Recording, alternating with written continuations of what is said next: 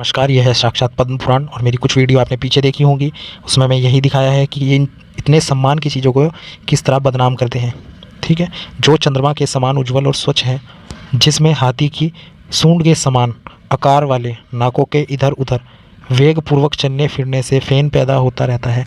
ब्रह्मा जी के प्रादुर्भाव की कथा वार्ता में लगे हुए व्रत नियम परायण और श्रेष्ठ ब्रह्मांड जिसका सदा सेवन करते हैं। ओमकार, ओमकार जब से विभूषित। ओमकार का मतलब होता है तीन स्वर। जो जैसे टीवी में भी तीन कलर होते हैं, ठीक है, तीन कलर से ही पूरा टीवी चलता है और पूरे वे तीन के साथ हो जाते हैं। ठीक है, इसी तरह ओम, पहले पेट का निचला हिस्सा हो गया ना, आ ओ ठीक है। तो ये एक्टिवेट करता है माइंड की उन ब्लॉकेज को। ठीक है, एक्टिवेट कर देगा, बिल्कुल तेज कर देगा, बिल्कुल तेज। ये विश्वास नहीं है, सच है। इसके पीछे विज्ञान है, नासा इसलिए नहीं पागल है इस पुराणों के पीछे। ओमकार जाप से विभूषित त्रिभुवन गुरु ब्रह्मा जी ने जिसे अपनी दृष्टि से पवित्र किया, जो पीने में स्वादिष्ट है और अपनी विशालता के कारण रमणीय जान पड़ता है, वह पुष्कर तीर्थ का पाप रहित जल हम लोगों को पवित्र करे। ठीक है, पाप हारी जल हम लोगों को पवित्र करे, जिसमें पाप ना हो वह जल हम लोगों को पवित्र करे। इसमें आप पिछले पेज में भी हमने इसी तरह का सुंदर वर्णन पढ़ा था। ठीक है, ये चीज़ें वाकई में बहुत चंद्रमा का वर्णन है। ठीक है, विज्ञान की बात हो रही है, इसलिए मैं कहता हूँ हैशटैग गुरुकुल और विज्ञान की बात को समझें। ठीक है, आप इसमें आपने अभी तक यही पढ़ा है कि चंद्रमा जी का कितना सही वर्णन है।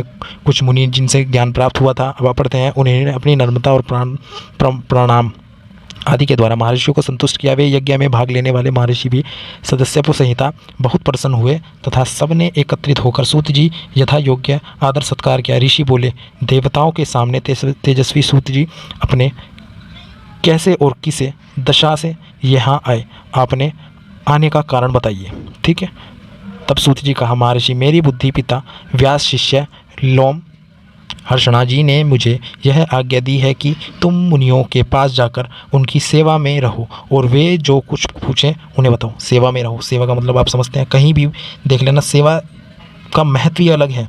जो आजकल आप पंडितों को दान देते हो वो देते हो अहंकार से, पर सेवा का मतलब ये होता है असल में आपको ज़रूरत है, आप भिक्षुक हो भगवान की दया की। ये है वो बात, ये विज्ञान नहीं लगता। समझें इस बात को, यही कहना चाहूँगा। पढ़ते रहिए पद्म पुराण और हैशटैग गुरुकुल अपनाइए।